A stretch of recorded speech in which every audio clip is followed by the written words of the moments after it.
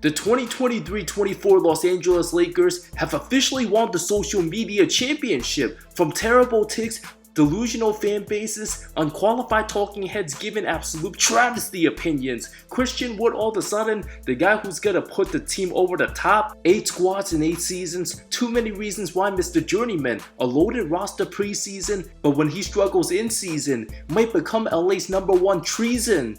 All that hype for the worst defensive big man in the league, Laker fans talk about his signing like he's an all-star but a 2-year vet minimum. There's a 50-50 chance Wood either has his career ruined after playing for purple and gold or resurrect himself, prove to be a positive difference maker on a contender, never making the playoffs once. Will he actually jinx the Lakers?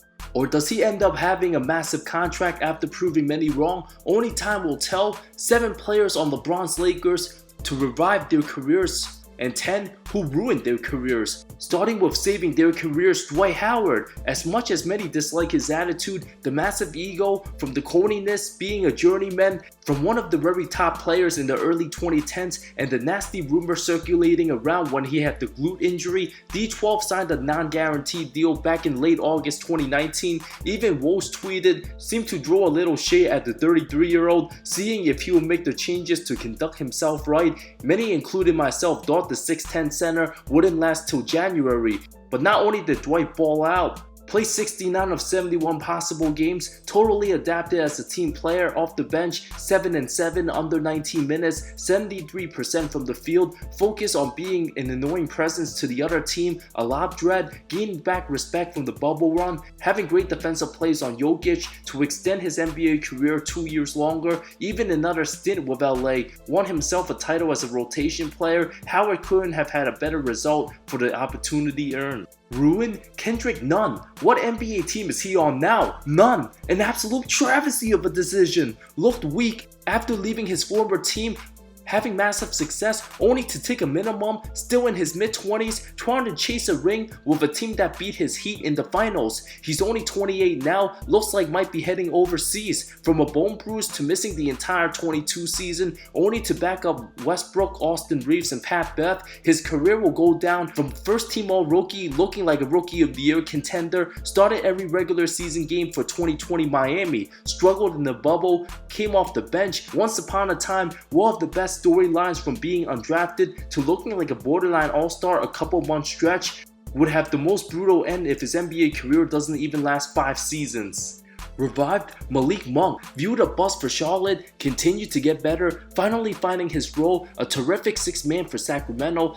2022 Lakers only had a few bright spots, Monk being one of them. Averaged nearly 14 points, 11 shot attempts, only signed for a year 1.8 to not being able to afford his talents. Sacramento gave him a 2-year deal. Monk's career didn't start off on the right team, especially being an undersized shooting guard, wasn't good on D at first, but a fresh start proved his worth. Had his first winning season in 23, finally a playoff berth. His role with the Lakers helped him get a $19 million deal. If Monk continues his positive ways, a 4-year $50 could be on the horizon, from looked down upon to being one of the most likable in the year-and-a-half span.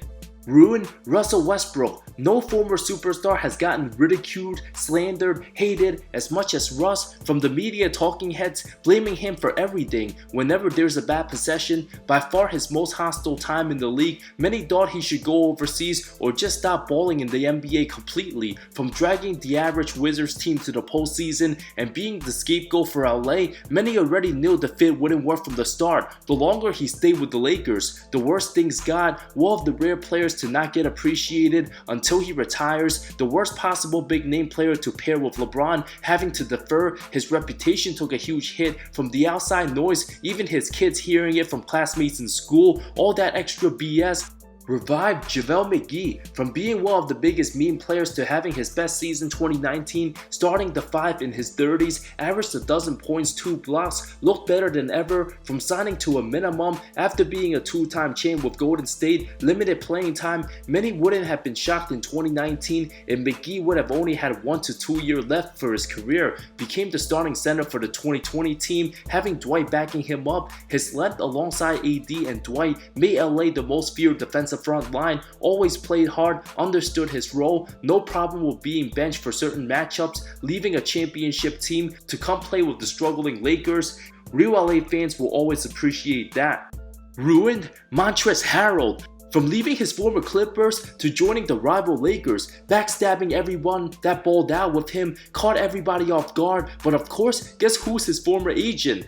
Jokic in the bubble absolutely exposed his flaws, from everybody praising LA for snatching him from the Clippers, too many big names, only one basketball. Trez did average over 13 and 6, good regular season stats, but received some DMPs in the Sun series. His emotions got the best of him, lashed out on social media, being super undersized at the 5, a liability on D, absolutely could not replace Dwight Howard's role. Lakers were only going to go as far as LeBron or Anthony Davis took them, but with AD banged up, Trez thought trolling the Clippers was a good idea. His career since winning 6 man, an absolute travesty. And there's Mr. Ladderman. Mr. Ladderman. Tried teaming up with the King, thought he about to get a ring. Trez's career ever since hasn't done a damn thing. What defense does he bring? Absolutely out the rotation by spring. 2023, now considered third string. 2024, no NBA no more, taking his talents to Beijing. Revived? Markieff Morris, another Rich Paul guy when signed after waived by the Pistons, joining the team February, just 14 regular season games, a 6-3 guy in the playoffs, anticipating a potential Morris brother LA rivalry showdown. After winning a ring, spent another season with the Lakers before Miami signed him, only to get a taste of his bullying antics when Jokic nearly ended his career. Many didn't know what to expect when Detroit dumped Morris. To say he's still in the league a couple more years since the bubble, he'd gladly take it. Ruined? Darren Collison. A failed comeback attempt, was a decent point guard for Indy, but abruptly decided to retire at 31, still being the full-time starting point guard, flirted with a comeback mid-season 2020, attended Laker games, made a terrible decision, decided to remain retired February of 20. When the Lakers and Clippers in position to get him, perhaps LAC wouldn't have blown a 3-1 lead with him in the starting 5. Or he could have just signed with the Lakers, gotten that ring sitting on the bench. Too much time passed since he decided to come back for the 21-22 season, a 10-day deal with the crazy coronavirus situation, appeared in 3 games, averaged just 1-1, immediately let go, played in the G League 2, a super short stint, not much room to contribute, would have been better off staying retired in the first place. Ruined? Ken Bazemore, absolutely terrible for Golden State. Past his prime at age 32, the Lakers were the team to either make or break him. 39 games played, 3.4 point average, 32% from the field, looked like the worst player in the league at times. Everybody saw the end of his career go day by day, brick by brick, depended upon heavily for 2021 Golden State. No wonder why they didn't make the playoffs. Viewing the Lakers as contenders, only to end his career playing alongside Steph Curry and LeBron James, to failing to make the postseason with them. Now that's an absolute travesty ending. Revived? Stanley Johnson. From Raptors Messiah Ujiri telling him he flat out stinks in the game of basketball, the 25-year-old reached rock bottom, made his Lakers debut Christmas Day 2021, the only guy on the team to compete and play any lick of defense. 28 minutes in the close loss, aggressive and hungry. After 3 10-day contracts, the Christmas game absolutely extended his career. A make or break moment, from being a huge offensive liability with no J, signed for the remainder of the season, 48 games played. Of course his NBA skills overall still below average, but by just playing hard on a team filled with old players, found himself a nice role with defensive-minded Vogel, helped him sign with the Spurs, waived February of last season. Even if Johnson doesn't play another NBA game, his brief time with the Lakers, certainly more of a good impression than bad. Ruined? Sekou Doumbouya. The now 22-year-old 15th pick of the 2019 draft, one of the biggest disappointments in recent drafts. Just 2 games for 2022 and cut only to make room for Wendell Gabriel. Perhaps the pandemic hurt his development due to cancellation of G League games on his way returning to Europe. Having teams like the Pistons and Rockets waived him. From work ethic concerns, from comparisons to being the French Giannis, many forgot he was a Laker. Revived? Dennis Schroeder. From turning down full year's 84 to being humbled, getting a minimum, was almost out the league. Production regressed, only to beg the Lakers for one last chance for 2023. Dennis absolutely delivered with his pesky defense, a comeback win over Memphis. absolutely changed the whole season for the Lakers. Huge Game 4 first round, absolutely torched Golden State Game 1, much better than his first stint with purple and gold, shown way more effort on D. After all the Westbrook struggles, many felt Dennis's true impact. Now on the Raptors, absolutely balled out in FIBA for Germany, gave the US a taste of defeat, won gold. Ruined Michael Beasley. His last season, age 30, 26 games with 2019 team, all that talent, wasted potential, laziness absolutely cost him, never gave any lick of effort on D, combined with off-court personal struggles. His early career attitude absolutely gave off the wrong impression, having all the tools, not being adaptable or showing any effort, cared more about his pot than hoops. Him and Lance Stevenson absolutely hilarious on that 2019 team, which leads us to Lance himself, another guy who cares more about putting on a show than winning basketball. Played in China the following year, already played for 8 different teams, his legendary bootlegged MJ impression, plus the filthy crossover on Washington, the only 2 things he will get remembered as a Laker. Was still only 28 at the time, parties way too much, the king of showboating. Of course, after the LA got rid of guys like him and Beasley, traded the young core for superstar Anthony Davis and signed more serious vets, the team won it all after missing the playoffs entirely. Revived Alex Caruso, undrafted out of A&M, one of the hidden gems, originally signed with OKC back in 2016, only to get waived. Picked up by the Lakers 2017, didn't get a real NBA contract till the 2020 season, made his first real impression on a nasty putback dunk over Golden State, pesky defense. Not only did AC prove to be a solid role player, but absolutely contributes to winning basketball, made the 2020 Lakers one of the best defensive teams the last 10 years, maximizes every part of his abilities. After 2021, earned himself 4 years $40 with Chicago. LA didn't want to go over the luxury tax, absolutely missed him, even made first team all defense, 2 years left in the Windy City.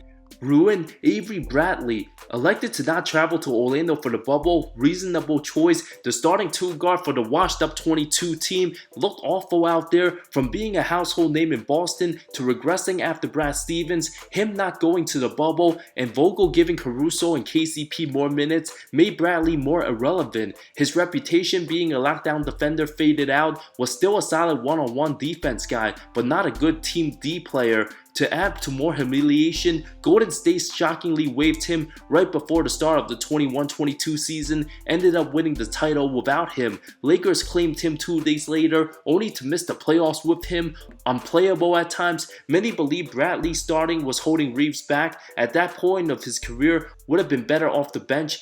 Hasn't been signed since. Ruined Andre Drummond, an absolute travesty of a tenure. Only thing he'll be remembered for, this iconic photo. From a $100 million contract to vet minimum, went from being traded to the Sixers, jinxing the Nets, still with the Bulls. Many believe he has to be 35 by now, but just turned 30. Brags more about his rebounding abilities than actually working in other areas of his game. Admitted you had to be built different to play with the Lakers. The Lakers is exactly what you think it is, man. You got to be built differently to play for that organization. You got to be mentally strong, not even just on the court, but off the court too, because there's so much expectations to being a Laker and putting that purple and gold on. Just goes to show Drummond wasn't fully mentally prepared to help the franchise. There's a reason why Cleveland didn't want him in the first place, not excelling for a playoff team, an all-time disgusting 2-15 postseason record. All you need to know about his so-called Hall of Fame chances. Honorable mentions, Rajon Rondo still solid, played longer, was gonna be more impactful come playoff time anyway.